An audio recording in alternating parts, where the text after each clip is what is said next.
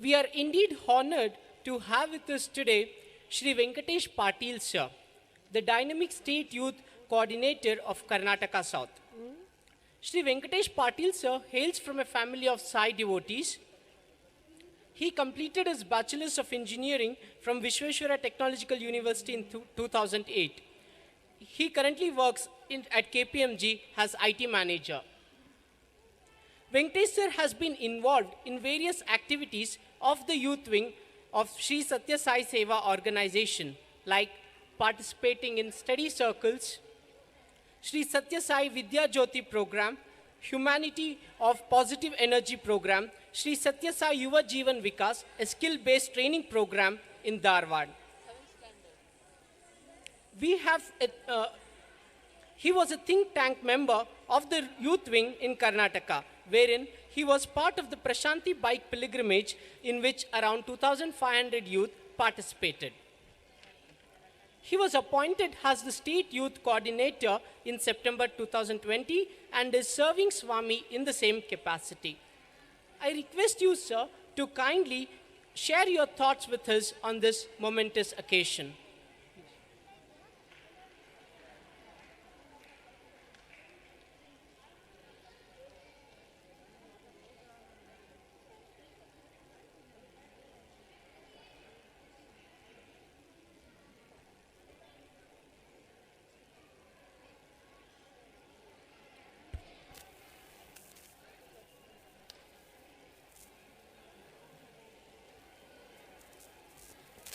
Om Shri Sai Ram. Can I get a response from our loving children assembled here? When I say Om Shri Sai Ram, can you all join with me in chanting Om Shri Sai Ram? Om Shri Sai Ram. Om Shri Sai Ram. Offering our collective pranams at the divine lotus feet of our most beloved Mother Sai, our respected State President Shri Venkatesh Gosavi sir, our State Education Coordinators of Shri Sathya Sai Seva Organizations Karnataka South, Srimati Asha Anand Madam and Shri Shashidhar sir, and all the elders and my loving brothers and sisters, loving Sai Ram to one and all. Indeed, firstly, I would like to congratulate the such a beautiful bhajan singers that we have. The whole 1 hour has been an extremely blissful experience for all of us. So thank you, dear children, for such a wonderful bhajan singing. Secondly, of course, the beautiful rendition of Ramayana, through the musical program and through an action so meticulously and with such a perfection has been rendered by our children. So congratulations to each one of you for rendering that.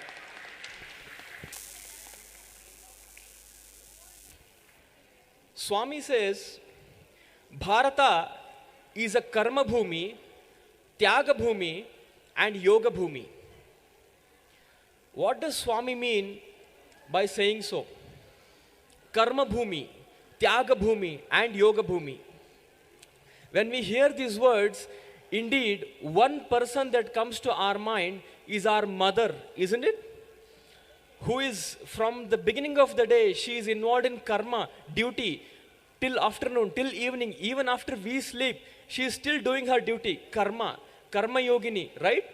She is the embodiment of karma. I think she is the one best example if you want to show someone who is a karma yoga. Who is a karma yogi? That is our mother herself, right? Tyaga bhumi. Swami says Bharata is a tyaga bhumi. What do you mean by tyaga? Sacrifice. Letting go my own wishes and being able to serve others. That is tyaga, right?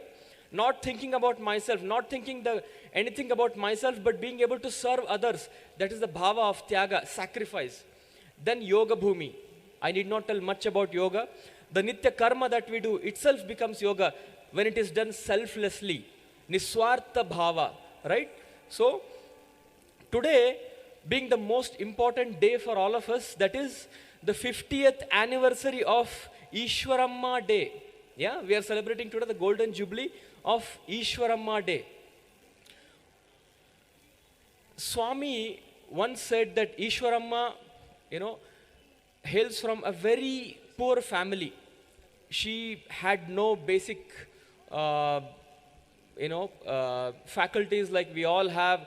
We have a lot of things today which we can be, thankful for. But Easwaramma never had that.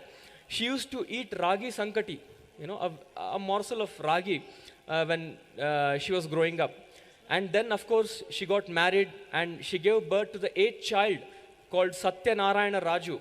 As the Lord Krishna, Swami is also the eighth child of Mother Easwaramma. Yeah. Being born into a poor family, Mother Easwaramma never had any ego. All that she had was a pining to be able to serve others. Swami chose this woman to be his mother. Swami says, in Ramayana, he chose Kausalya, like we saw, to be his mother. In Krishnavatara, Ma Devaki was chosen to be his mother. In Kali Avatara, Swami chose Mother Easwaramma to be his divine mother. We all choose our life partners. We all choose our friends. But do we choose our mother? Are we able to choose our mother? No. It is only Bhagawan who can pick as to who can be his mother, and he chose Mother Easwaramma. Why did Swami chose Mother Easwaramma to be his divine mother on this planet Earth in the Kali Yuga for his avatarhood? Let us now look at it. I resolved on my birth. I decided who should be my mother. That is what Swami says. One fine day, when Swami, of course, was born in November 23rd, 1926, and we all know I'm sure you all know his stories of childhood.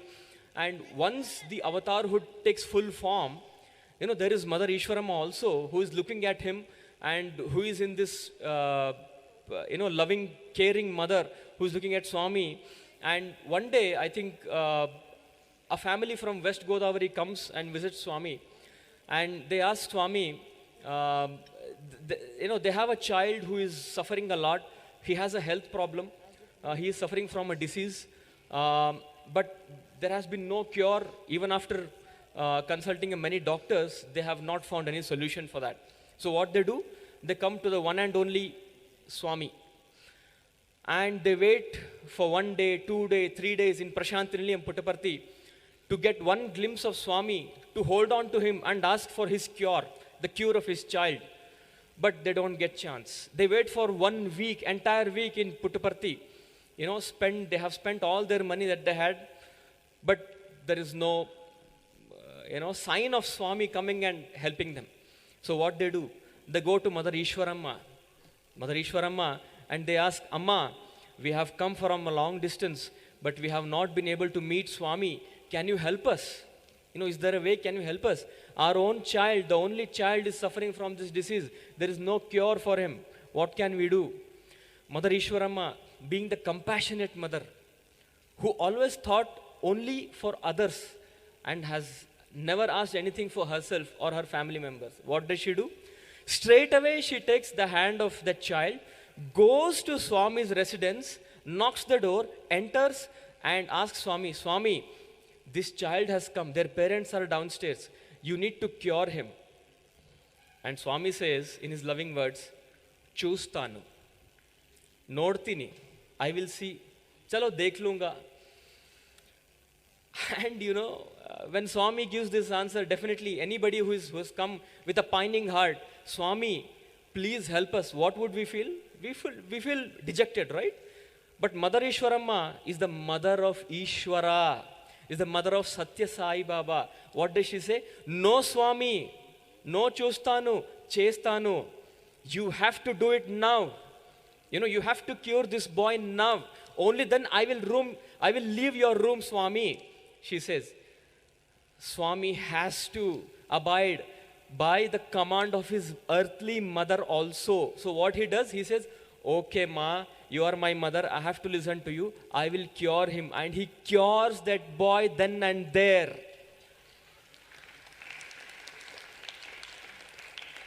That is the compassion of Mother Easwaramma. She could not see even for a moment that a child or a devotee or a mother or a father or anybody who is coming to Prashanthi Nilayam is suffering from any problems.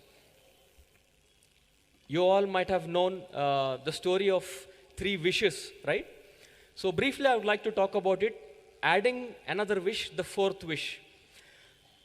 Once what happens is, Mother Easwaramma in the early days in Puttaparthi, she comes across a woman who is carrying a water pot on her head and walking along the road of Chitravati in the hot summer in Puttaparthi. And we all know, now being the summer, I had just been from Prashanthi Nilayam. If you would go there, you would perspire too. I mean, no matter how much amount of water you have, it doesn't quench your thirst. That being the state, there is a woman who is walking long distance carrying water for her home.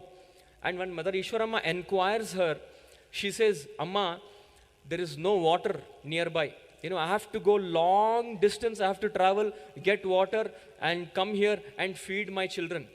Looking at this plight, Mother Easwaramma, has a wish in her heart.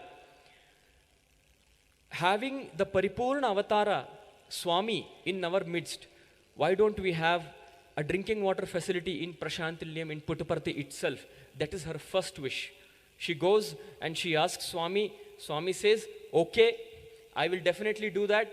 We will have a drinking water project, and very soon there is a drinking water project that comes up, and every living being in Puttaparthi is fed water. That was her first wish. The second instance, there is a boy, like one of you, who is carrying a book, a bag which is heavy, full of all the books, and is walking again in the heat. Where is he walking? He is walking from Puttaparthi to Bukkapatnam, which is quite a long distance to travel for a kid. And Mother Easwaramma looks at him and asks him, Bangaru, why are you walking? Where are you going? And he says, Amma, can't you see I'm having a school bag? I'm going to my school. Where is your school? It is in Bukkapatnam, he says, which is so far away. Looking at his plight, Mother Easwaramma feels the pain that the child is going through, comes to Swami and asks Swami, Swami, why don't we have a school in Puttaparthi? Why should the children from Puttaparthi go all the way to Bukkapatnam for their studies? Swami, being the wish-fulfilling Swami himself, the Kalpavruksha, he says, yes, we will have the school here in Puttaparthi. And lo and behold, what do we see? It's not just the school. Today, if we go to Puttaparthi, we see the Shri Sathya Institute of Higher Learning, right? The brightest students across the country, across the world, are wanting to come to Puttaparthi to study there. That is how Swami transforms the small town of Puttaparthi into the education hub. The third wish, Amma looks at a woman who is carrying a child on her shoulder one day, walking along the lines of Puttaparthi, and she is also going to Bukkapatnam. When mother looks at her and asks, Amma, why are you walking? What happened to your child? She says, there is no doctor here. My child is ill and I have nowhere to go but Bukkapatnam. This again, opens up a wish in Mother Easwaramma's heart, and she asks Swami, goes back to Swami and asks Swami, can't we have a simple clinic in Puttaparthi wherein our own mothers, our own elderly people are treated here, our own children are treated here, instead of trespassing such a long distance to Bukkapatnam? And Swami, very heartily he says, oh, is it? Is this your wish? You want a hospital also here? Yes, Swami. That is what Mother Easwaramma says. And lo and behold, what do we have? We have the Sri Sathya Sai Super Speciality Hospital that comes up in a tiny village called Puttaparthi, right? If you look at all these wishes, what do we come to know? We come to know that Mother Easwaramma never asked anything for herself. All that happened in the avatarhood, all that Swami really did was he fulfilled the 3 wishes of his own earthly mother, Easwaramma. right? Be it education, be it healthcare, yeah, and be it any field, be it a small project like a water project, which we see now, it is all because his own mother asked that wish from his own child, Swami. Yeah.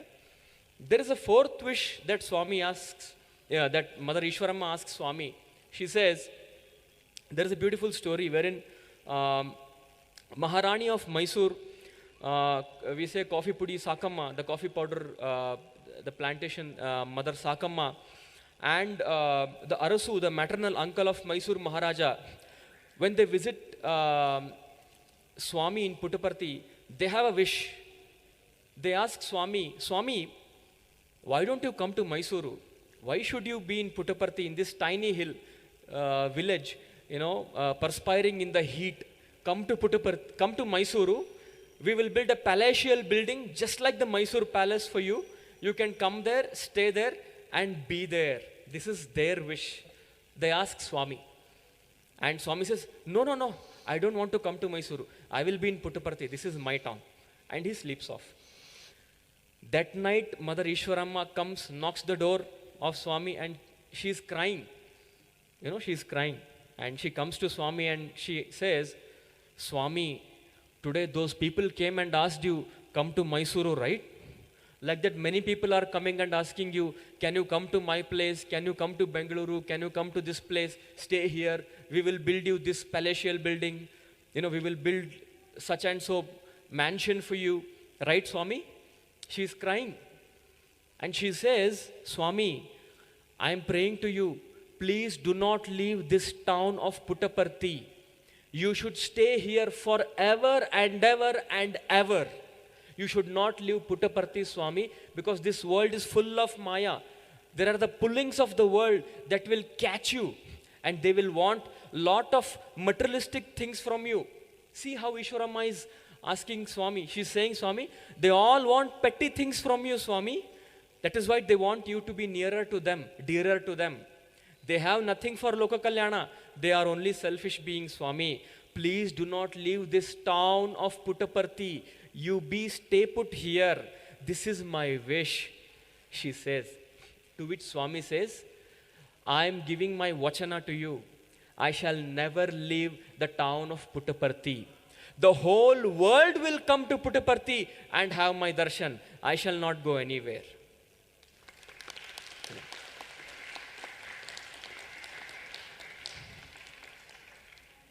This is Mother Easwaramma, who made us all go to Prashanti Nilayam to have his darshan, his sparshan, his sambhashanam.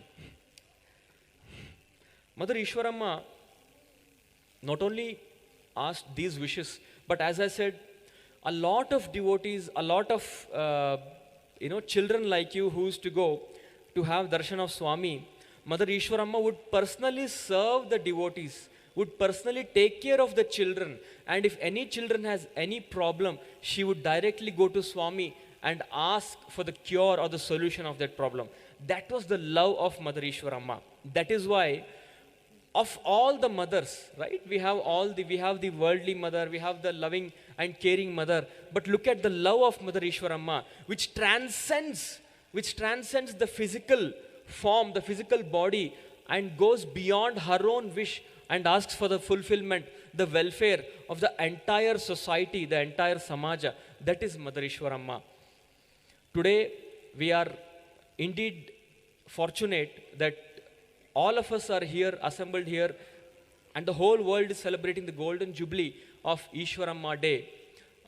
Indeed, we are fortunate because the one, like I said in the beginning, Bharata, the country that we are fortunate to have been born, to have been living in this country. You being the children, you being the future of Bharata, we all need to inculcate the qualities of Mother Easwaramma. The quality of sacrifice, the quality of selflessness, the quality and the spirit of service that she so lovingly, embodies the spirit of service. If we have these qualities, dear children, I think, the time is very near wherein, as Swami said, that yuga, that golden age, will come and we all will be part of that serving Swami in our own way. But to be there, it is indeed these qualities of Mother Easwaramma that really we need to imbibe in ourselves and put it into action in our daily life. That is when we'll be able to achieve that. Lastly, I would like to say, why is Mother Easwaramma really the crest jewel of all the mothers? She is the crest jewel of motherhood. She is the crown of motherhood. That is the reason why even the Sri Sathya Sai Suprabhatam starts with Easwaramba Sutta Shriman Purva Sandhya Pravartate. The very first term is Easwaramba Sutta. Yeah? The son of Easwaramba. So Easwaramma is not just a simple being. She is not just any other mother. She is the crest jewel of motherhood. And let us pray to Swami that we all imbibe those qualities to be able to serve Him as per His will in the coming days. Thank you, Swami. Thank you to all of you that you have given me this opportunity to speak a few words about Mother Easwaramma. Thank you. I offer all my words at the divine lotus feet of Swami. Jai Sai Ram.